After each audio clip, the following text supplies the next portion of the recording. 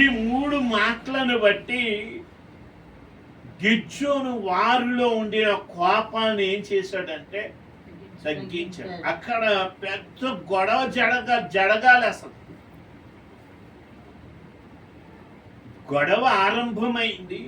ఆ గొడవ పెద్దదైపోవాలి, చినిగి గాలి తుఫానంత అయిపోవాలి. కానీ ఆలోచన చేయండి, అలా అని అవ్వకుండా ఉండున్నట్లు ఆలోచన చేయండి.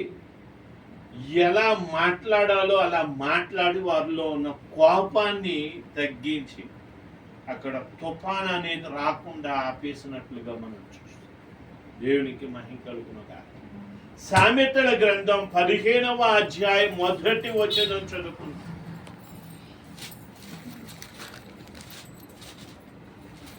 సామెతల గ్రంథం 15వ అధ్యాయం 1వ వచనం.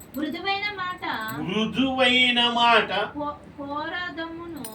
కోపము క్రోధమును చల్లార్చును, నొప్పించు మాట కోపమును రేపును. దేవునికే మహిమ కలుగును గాక. ఆలోచించేయండి, నొప్పించే మాటలట కోపాన్ని ఏం చేస్తాయంటే రేపుతాయి. మృదువైన మాట ఏం చేస్తుంది అని అంటే కోపాన్ని చల్లారుస్తాయని దేవుని వాక్యంలో మనం చూస్తున్నాం. ఫర్ ఎగ్జాంపుల్ గా ఆలోచన చేసిన వారు అయితే మనకి ఎవరు కనబడుతున్నారంటే నాబాలు అబిగయేలు అనే 2 భార్యాభర్తలు కనబడుతున్నారు. నాబాలు పలికిన మాట దావీదును ఎంతగానో నొప్పించింది. ఆ మాటను బట్టి ఆలోచించండి, నాబాలును చంపేయాలన్నంత కోపం దావీదుకు వచ్చింది. నిద్రపోతున్న వాళ్ళు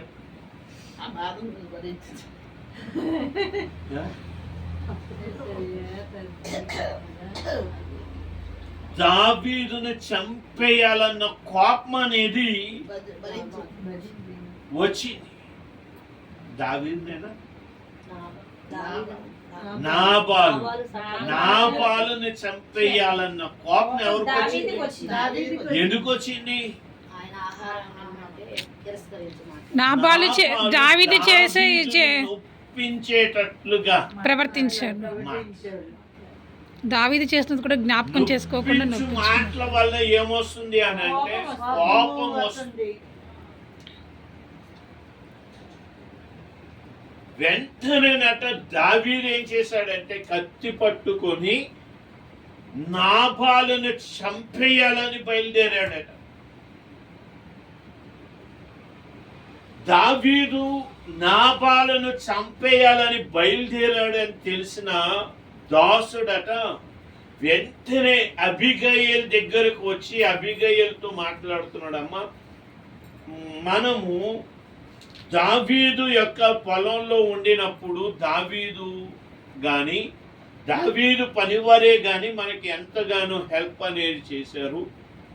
కానీ ఈ రోజున వారు మనలను ఆ యొక్క సహాయం అడిగినప్పుడు మన యజమాని అయిన నాబాలు ఎలా మాట్లాడాడు, అతడు మాట్లాడిన దానికి దావీదుకి కోపం వచ్చి చంపాలన్నంత కోపం అనేది వచ్చి కత్తి పట్టుకొని బయలుదేరాడమ్మా అని చెప్పిన వెంటనే ఆలోచించేది పిల్లగా అబిగయేలట దావీదుకు కావలసిన కొన్ని ద్రాక్ష పండ్లు, కొన్ని రొట్టెలు, వాటన్నిటిని కూడా సిద్ధపరిచి దావీదును వెతుక్కుంటూ గాడిద మీద వెళ్ళిందట. దావీదు కనపడగానే ఏమని అంటుందంటే, నా ఏలిన వాడా, నాబాలు చేసిన దానిని ఆ యొక్క క్షమించు అని మృదువుగా అనేది మాట్లాడినప్పుడు ఆలోచన చేయని పిల్లారా, దావీదుకు నాబాలు మీద ఉన్న కోపం ఏమైపోయిందంటే చల్లారింది. వెంటనే అన్నాడు కదా, దేవుడు గనక నిన్ను పంపించకపోతే నేను నా చేతితో ఏం చేసేవాడిని అంటే కీడు చేసేవాడిని. కాబట్టి నా చేతితో కీడు అనేది జరగకుండా ఉంటున్నట్లు దేవుడు నిన్ను పంపించాడు అని దావీదు సెలవిస్తూ ఉండినట్లుగా మనం చూస్తాం. దేవునికి మహిమ కలుగును గాక. ఆమేన్. ఇక్కడ మనం గమనించాల్సింది ఏంటిదంటే మాట.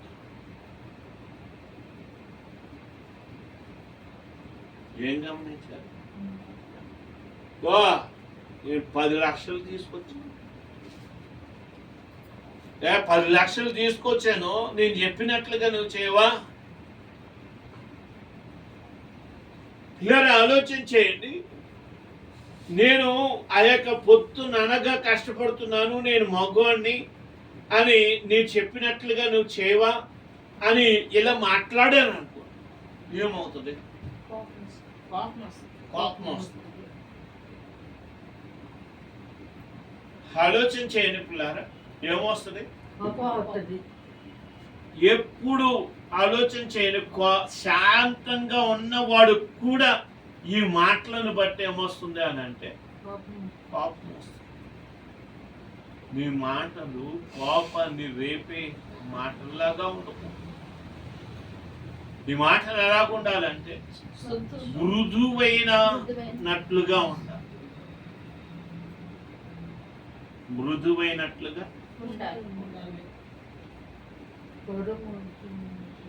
మేలు నందుచు బ్రతుకు కోరువాడెవడైనా ఉన్నాడా? అనేక దినములు బ్రతుకు కోరువాడెవడైనా ఉన్నాడా? వాడు మేలు నందుచు అనేకమైన దినాలు బ్రతకాలి అంటే ఆలోచించిన వాడు చేయాల్సింది ఏంటిదంటే చెడ్డ మాటలు మాట్లాడడం మానేయాలి.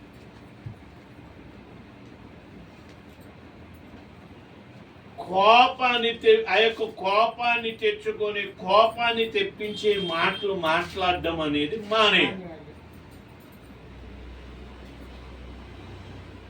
ఎలా ఉండాలి? మృదువుగా మాట్లాడడం అనేది నేర్చుకో. దేవునికి మహిమ కలుగునుగా. సామెతల గ్రంథం 15వ అధ్యాయం 18వ వచనం చదువుతాం.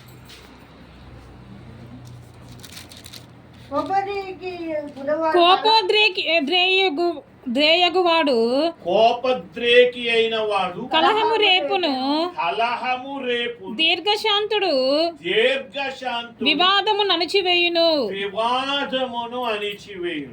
దేవునికి మహిమ. నీ మాటలు ఎలా ఉండాలంటే ప్రేమగా ఉండాలి, ఓర్పుగా. ఎలా ఉండాలంటే ఓర్పుగా ఉండాలి. దేవునికి మహిమ కలుగును. మళ్ళీ ఒకసారి చదువుతారా? కోపోద్రేకి అగువాడు కలహమును రేపు దీర్ఘశాంతుడు వివాదమును అణిచివేయును. కోపంగా మాట్లాడేవాడు ఆలోచించేయండి, కలహాన్ని ఏం చేస్తాడంట? ఎక్కువ చేస్తాడట. ఒక్క మాటతో అయిపోవలసిన గొడవని పిల్లల రెండు క్షణాల్లో అయిపోవలసిన గొడవని ఆలోచన చేయండి పిల్లరా. ఏం చేస్తాడు? వీడి మాటల వల్ల ఆలోచన చేయండి పిల్లరా. ఆజ్యం పోసినట్లుగా ఆ యొక్క మాటలు ఉండి 2 క్షణాల్లో తీరిపోవలసిన గొడవని ఆలోచించేది గంటలు గంటలు గంటలు గంటలు గంటలు గంటలు గొడవైపోయేటట్లుగా ఉంటుంది. లేదు, ఆలోచించేయండి. ప్రేమగా ఓర్పు కలిగి మాటలు ఉంటే ఎలా ఉంటుందండి? క్రోధం కాస్త ఏమైపోతుంది? చల్లారి. దేవునికే మహిమ కలుగును కాదు.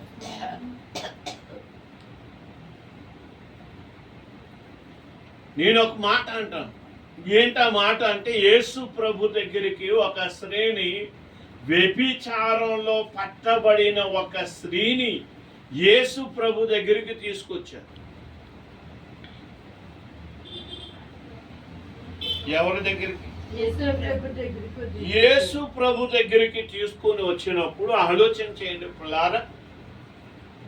వాళ్ళు యేసు ప్రభు దగ్గరికి తీసుకొని వచ్చినప్పుడు మొదట ఎలాగున్నాడంటే చాలా ఆవేశంగా ఉన్నారు, చాలా కోపంగా అనేది ఉన్నారు.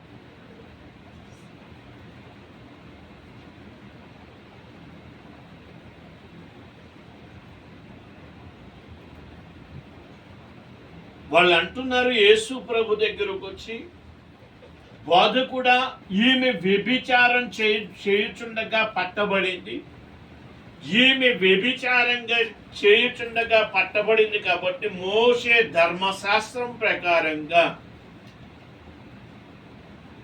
నిద్రపోతున్న వాళ్ళని లేపాలి. మోషే ధర్మశాస్త్రం ప్రకారంగా ఈమెను రాళ్లతో కొట్టి చంపేయాలి.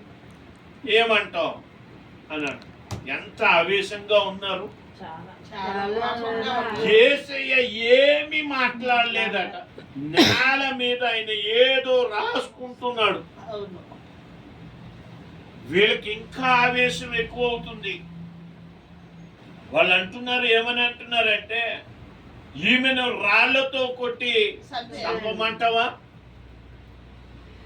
అని అంటున్నారు.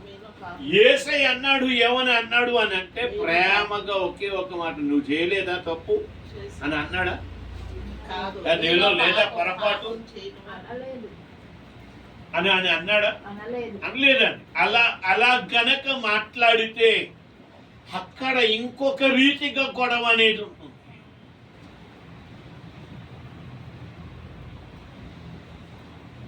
అలా గనక యేసయ్య మాట అలాగ ఉంటే గనక ఆలోచించేయండి, అది గొడవ రేపినట్లుగా ఉంటుంది. నిద్రపోతున్నారు. 1 2 3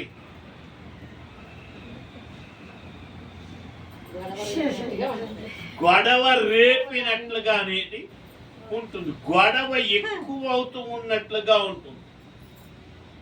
కానీ యేసయ్య మాట ఎలా ఉందో తెలుసా? ఎవరిని కూడా ఎవరిని కూడా ఎంచలేదు.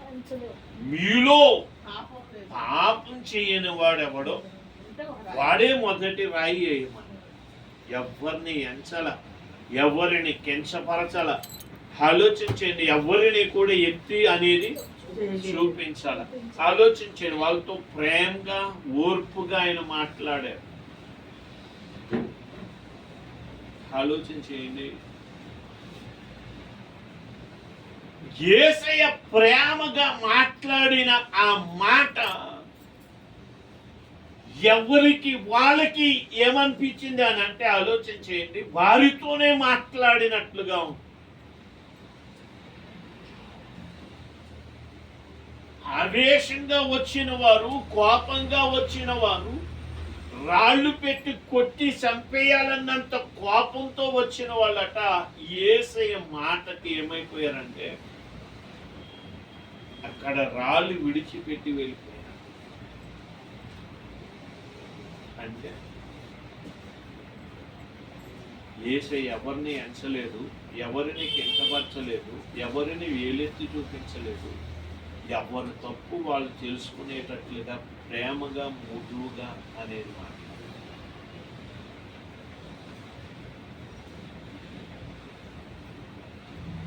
దేవునికే మహిమ కలుగును. గనక అక్కడ కోపం ఏమైపోయిందంటే చల్లారిపోయి, ఆవేశం కాస్త ఏమైపోయిందంటే చల్లారిపోయి. దేవునికే మహిమ కలుగునుగా. కోపిష్టి ఆ యొక్క కోపంతో మాట్లాడిన మాట జగడాన్ని రేపుతుంది.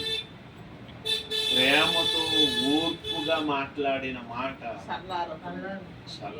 ఆ యొక్క కోపాన్ని, జగడాన్ని ఏం చేస్తుందంటే చల్లార్చేస్తుంది. నీ మాట ఎలాగుండాలంటే పగ మండిపోతున్న నిప్పు మీద నీళ్లు పోసేటట్లుగా ఉండాలి తప్ప ఆ నిప్పు ఇంకా ఎగిసిపోయి పెద్ద పెద్ద మంటలు అయిపోయి తగలపెట్టేసేటట్లుగా ఉండకూడదు.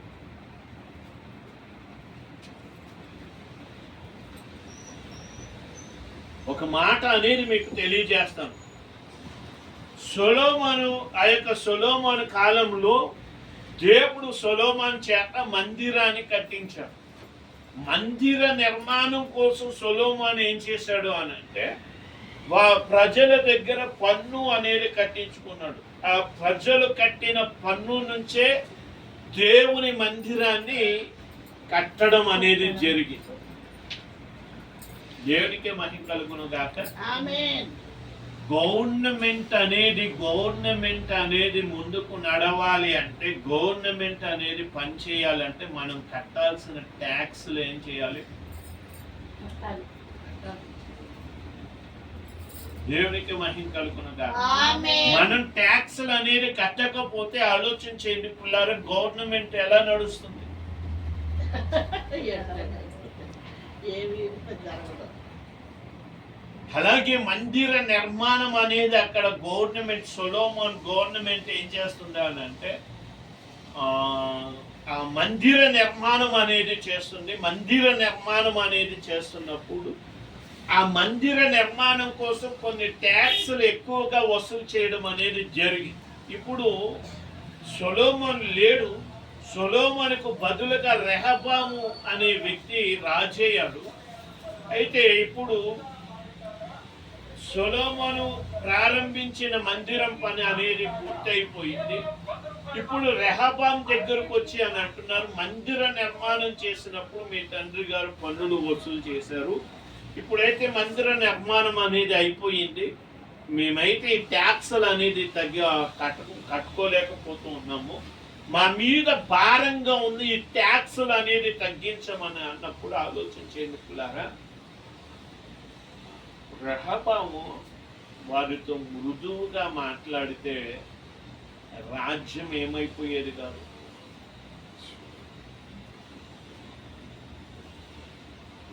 చెప్పాలి, రాజ్యం ఏమైపోయేది కాదు, రెండు ముక్కలు ఏమాత్రం కూడా అయ్యేది కాదు. కానీ ఆలోచించేయండి, రెహబాం ఆలోచించేది వాళ్ళతో ఏమని అన్నాడు అంటే, ఇటు యవనస్తుల ఆలోచన తీసుకున్నాడు, ఇటు ఆ యొక్క వాళ్ళ తండ్రి గారి కాలంలో ఉన్న పెద్దలైన వారి ఆలోచన అనేది కూడా తీసుకున్నాడు. ఇద్దరు ఆలోచనలు యవనస్తుల యొక్క ఆలోచన అతనికి నచ్చిందట. యవనస్తుడు ఇచ్చిన ఆ ఆలోచనను బట్టి మూడో రోజు తన దగ్గరకు వచ్చిన వారితో ఎలా మాట్లాడాడో తెలుసా? నేను నా తండ్రి గారు విధించిన పన్నులలో పడిపోతాం జాగ్రత్త, ఒక్క పన్ను కూడా నేను తగ్గించను,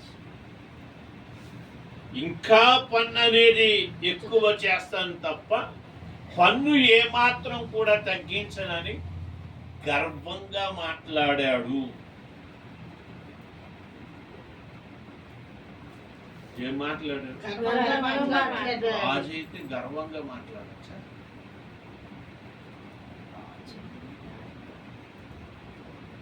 రాజు అయితే ప్రజలతో గర్వంగా మాట్లాడచ్చా? గర్వంగా మాట్లాడకూడదే. ఆలోచించేయండి పిల్లరా, ప్రజలకు కోపం వస్తే ఎంతటి గవర్నమెంట్ అయినా ఏమవుతుంది? పడిపోవాల్సిందే. ఎంత రాజ్యాలైనా కూడా ఆలోచించేయండి, పడిపోవలసి. దేవునికి మహిమ కలుగునుగా.